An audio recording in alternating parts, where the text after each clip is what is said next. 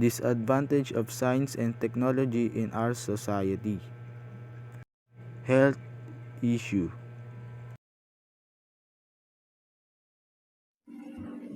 We have disadvantages of science and technology in our society.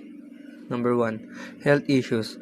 Excessive use of technologies such as smartphones and computers has been linked to various health problems, including eye strain, obesity, insomnia, and mental health issues like anxiety and depression.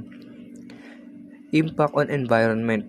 A number of technological development have resulted in pollution from manufacturing processes, a shortage of natural resources, and the destruction of habitat.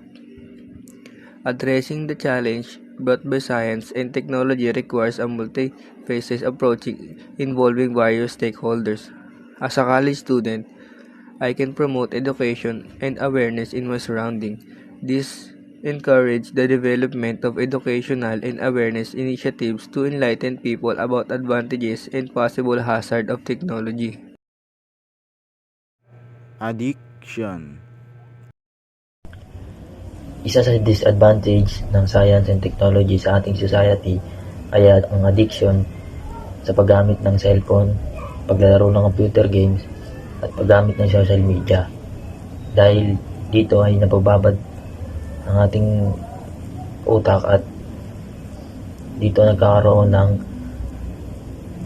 mental health issue dahil lagi na lang tayo nakarely sa technology na ating ginagamit, tulad ng paggamit ng sobra at paglalaro sa Mobile Legends at iba pang pangunahing social media platforms tulad ng Facebook.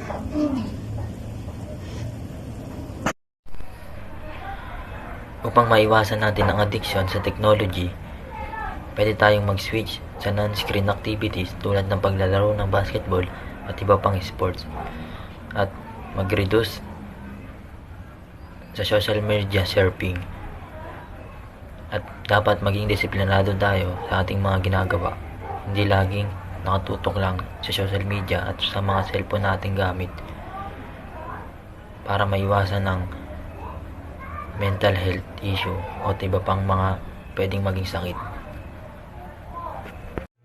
Pollution.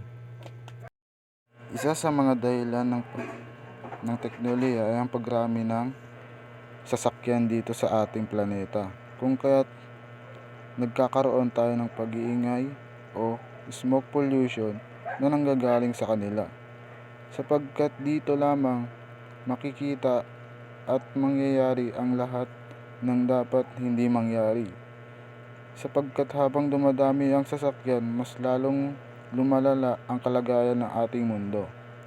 At isa rin dito ay ang mga gadget. Ang mga lumang gadget ay itinatapon na lamang kung saan-saan at bumibili sila ng bago, kung kaya't mas lalong dumadami ang mga basurang gadget at hindi napapakinabangan. At dahil dito, nagkakaroon ito ng pollution dahil mas lumalala ang mga basurang itinatapon nila kung saan-saan at ang mga kemikal na nanggagaling dito. At dagdag pa dito ay ang mga pabrika. Ang mga bagong teknolohiya na ginagamit sa pabrika ay nagkakaroon ng pollution sa hangin, sapagkat dito nagkakaroon ng climate change o pagbabago ng klima dahil sa mga pabrikang na ito. At nagdudulot ito ng mga chemical o toxic na pwedeng pagmulan ng mga sakit ng tao. Kung kaya't habang maaga pa ay lalo natin paigtingin at pahigpitin upang mabawasan ang pagdami ng polusyon dito sa ating planeta. Kaya't makibahagi o sumama sa mga programang pwedeng makaiwas sa ating polusyon.